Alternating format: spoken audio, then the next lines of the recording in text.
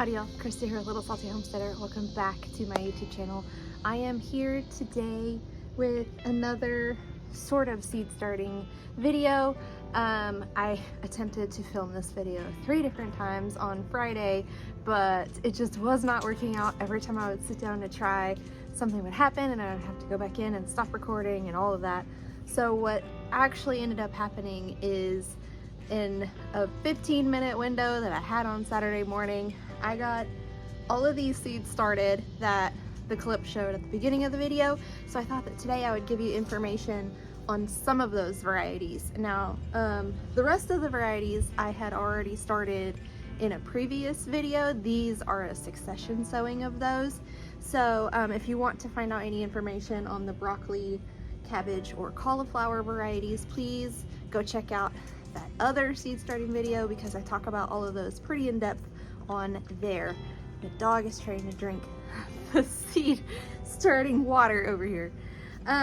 So let me actually go get the seed packets so I can give you guys an idea of what this stuff looks like, and I'll be right back and we'll get started.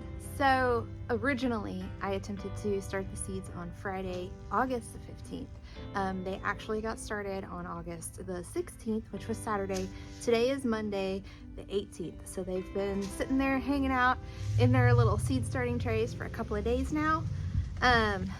But what varieties I'm going to be talking about today are going to be Brussels sprouts, and then some leafy greens, collard greens, kale, and spinach.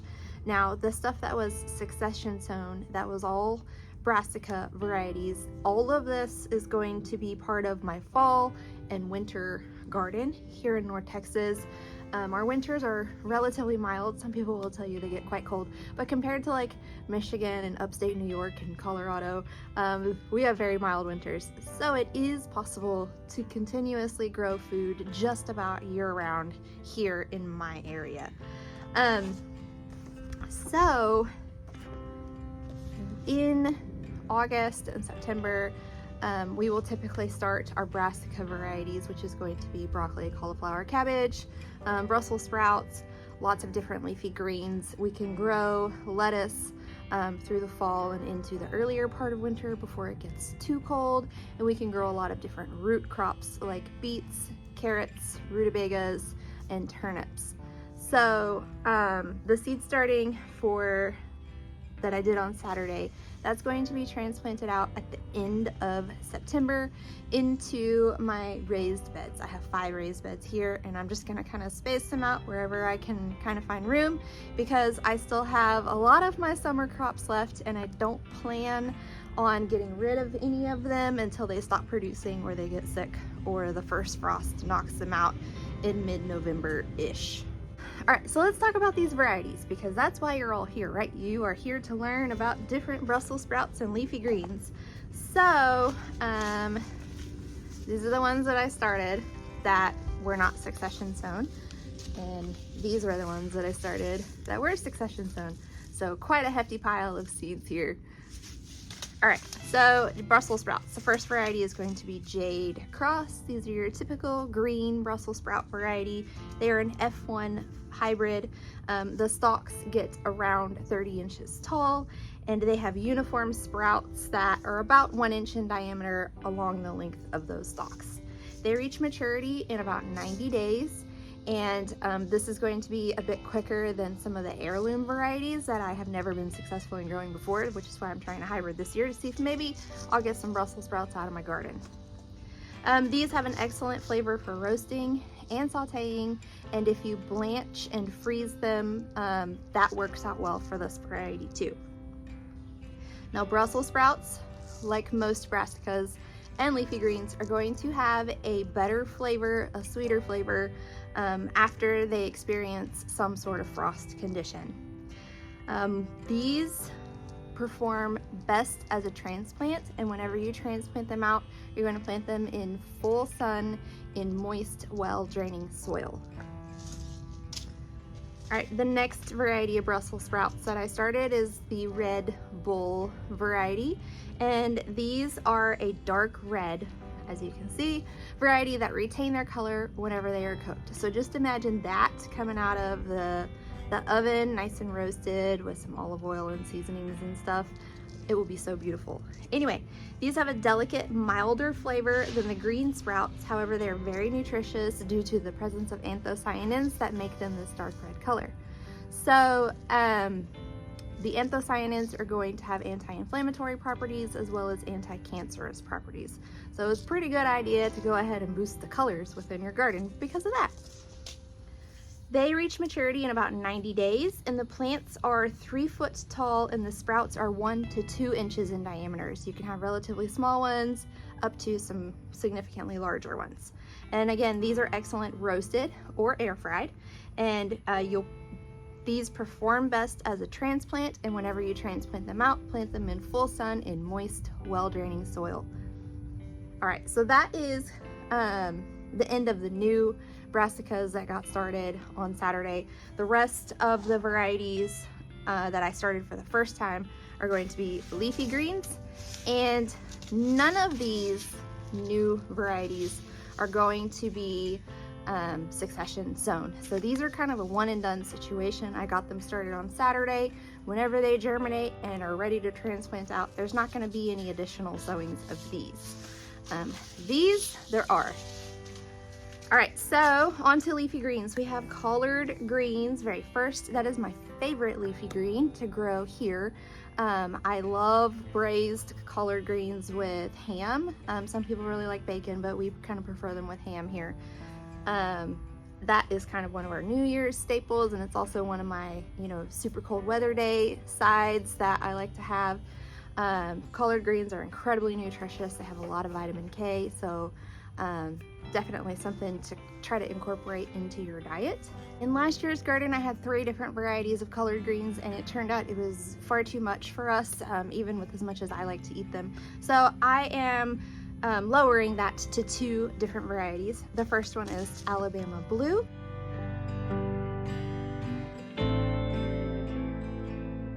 And this is an heirloom variety from, you guessed it, Alabama. This is a variety with a broad spectrum of leaf colors. So you can have green, blue-green, or purple leaves that will have white, pale green, or plum veins all within the same plant. So even if you have one plant within your garden, you could have so many different colors and different variations of those colors that it will be a quite striking plant within your growing space. This variety of collards is actually smaller and more compact. So if you are growing your fall and winter garden in a container garden, this might be a good candidate for that. And the smaller leaves allow for closer spacing. So some of these big leafy greens, you kind of have to plant like 1.5 feet apart. These you can put like 1 foot apart instead. Then they will reach maturity in about 75 days. This one is going to be a slightly more heat tolerant variety, and it's going to retain that nice flavor even in the warmer weather. Now I assume that doesn't mean 95 degrees. I assume that means like 75 degrees. So don't be trying to grow collard greens in July thinking they're gonna be the tastiest thing ever, because they'll probably be quite bitter and gross. Okay, so if you're from the South, you know that collard greens are pretty much a staple here. But if not, now you do know. They can be braised, stewed, or used raw like lettuce wraps. So they're incredibly versatile, and it's easy to incorporate them into your diet. These can be direct sown or transplanted, and regardless of how you plant them, you're going to want to put them in full sun in moist, well-draining soil. The other variety of collard green that I got started on Saturday is going to be the variegated variety.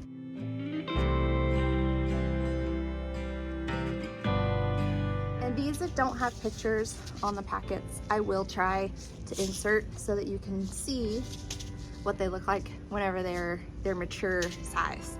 The variegated collard greens are also an heirloom variety. The leaves become more green and white as the temperatures get colder. So whenever they're young, it's going to be a pretty green plant, but then as we get into the end of November, December, and parts of January, the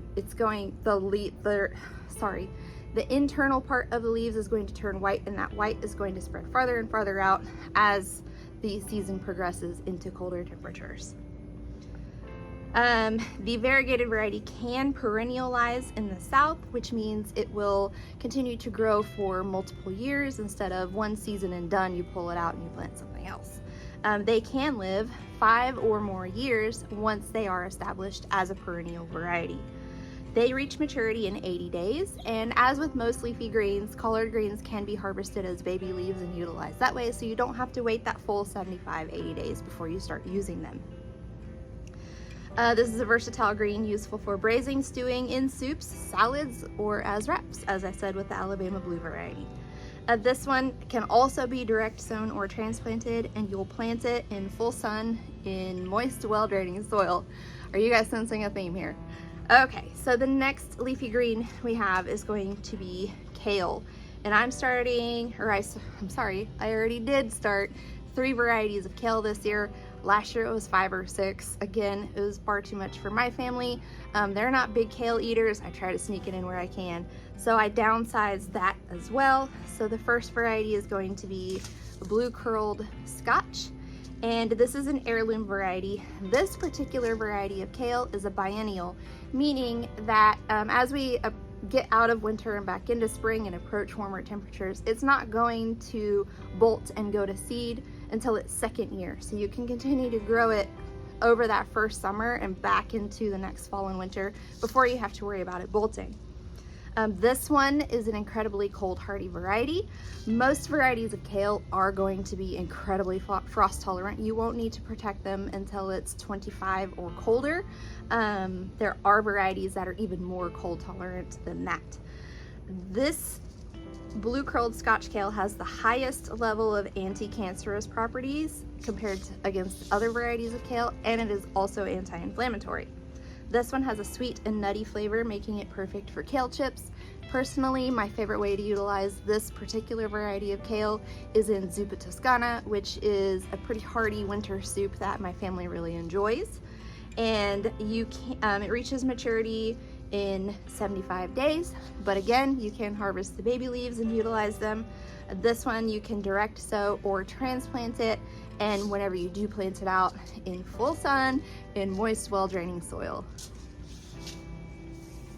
The next variety of kale that I started on Saturday was the rainbow lacinato kale, and this is also an heirloom variety. It is a cross between the red boar variety of kale, which I don't actually have here, and the lacinato variety of kale, which is also known as dino kale.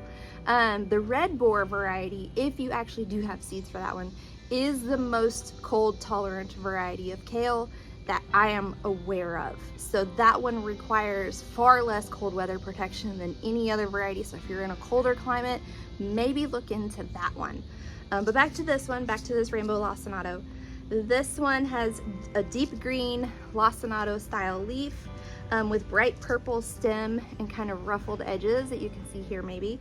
It can turn deep purple as the temperatures get colder.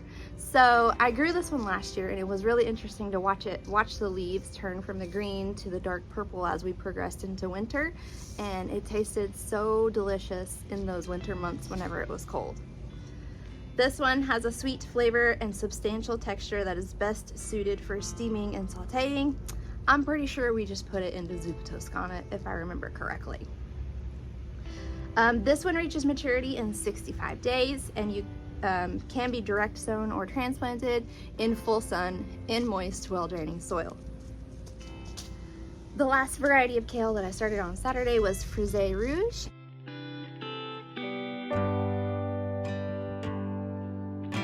This is an open pollinated variety, meaning if I were to separate this plant from any of the other kale varieties and I let it bolt and go to seed, I could save those seeds and it would be true to type. It would remain as this Frisée Rouge kale.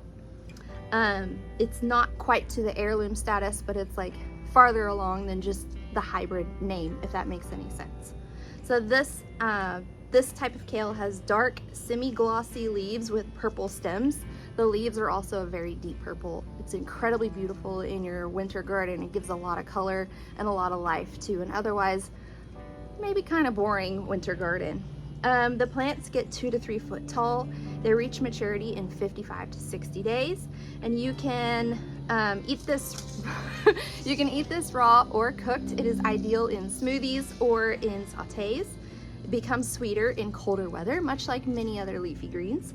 And you will direct sow or transplant in full sun in moist, well-draining soil. All right, so now we're on to the last leafy green that I got started on Saturday, and that is going to be spinach. Now, these are a bit different because spinach is not heat tolerant in any way, shape, or form unless you are planting those varieties that are not a true spinach, but they are known for being like a summer hardy variety, like New Zealand spinach, Okinawa, or Malabar. Those are the three that come to mind that are summer-ish varieties. But these are not heat tolerant, so you're not going to plant them out into full sun. You're going to plant them in part sun. And then, you know, as the winter months kind of progress, hopefully they get more sun and less shade. So the first variety that I started on Saturday is the Bloomsdale spinach.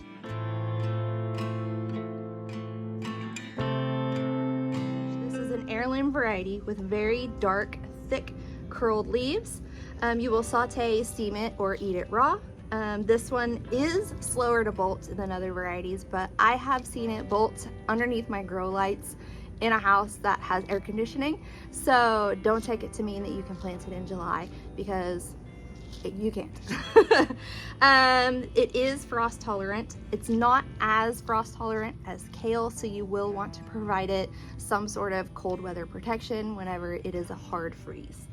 This one will reach maturity anywhere from 28 to 45 days, but you can harvest the baby leaves to use in like salads and such. So again, you're going to plant this in part sun in moist, well-draining soil. And when I'm talking about this, I'm talking about from the Texas climate point of view. If you live somewhere farther north where your fall and winter arrives much sooner than it does here, full sun might work for you, but it will not work for spinach for my area that I grow in to plant it in full sun now. The roots are sensitive to disturbance, so direct sow is recommended. However, the only time that I have been successful at growing spinach is whenever I started seeds and very carefully transplanted it to wherever I wanted it to grow. I have attempted to direct sow it many times and I just cannot get it to work out. So if you have direct sown spinach and you can't seem to get anything to happen with it, try starting it beforehand and very, very carefully transplant it out. Try not to jostle the roots too much. Don't let the plant get root bound before you transplant it or anything. Maybe you'll be like me and have a little bit better success. Not that I'm a master or pro or anything, but that's the only way that I've been able to grow spinach.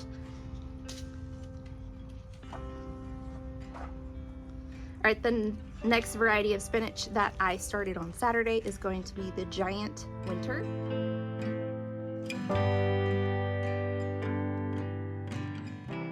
This is also an heirloom variety. This one is exceptionally cold tolerant, so you won't have to provide this one with as much weather protection as you do other varieties of spinach, but in the event of super, super cold temperatures, like below 20, obviously you'll want to protect it.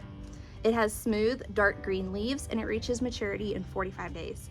This one is suitable for salad mixes, but it is ideal for sauteing, steaming, and you could throw this one on pizza if you are a person that likes spinach on your pizza. Plant in part sun in Texas in moist, well-draining soil. Again, this one is better suited for direct sowing, but I'm starting it ahead of time because it doesn't want to grow for me whenever I direct sow spinach. And the last variety of spinach that I started on Saturday is going to be the Matador variety. This is an heirloom variety with dark green, smooth, oval-shaped leaves on compact plants. So if you have a container garden, you're growing in green stalks, you have limited space, this one might be a variety for you to try out. The baby leaves are great in salads, and the mature leaves have a great texture for cooked dishes like risotto. This is ideal for fall gardens. It reaches maturity in 48 days. You're going to plant it in part sun in moist, well-draining soil, and it says transplanting not recommended. but we know how that goes for me here in Texas, or in my garden. All right, so I'm just very quickly going to list the varieties of seeds that I succession sowed. So I originally started these on August the 6th, and then I started a second round on Saturday, August the 16th, so 10 days apart. And those are going to be the Aspa broccoli, Green Magic broccoli, Chinese Yad Fa broccoli, the Twister cauliflower, the purple cauliflower, and the Hilton Chinese cabbage, red jewel cabbage, and stonehead cabbage, excuse me.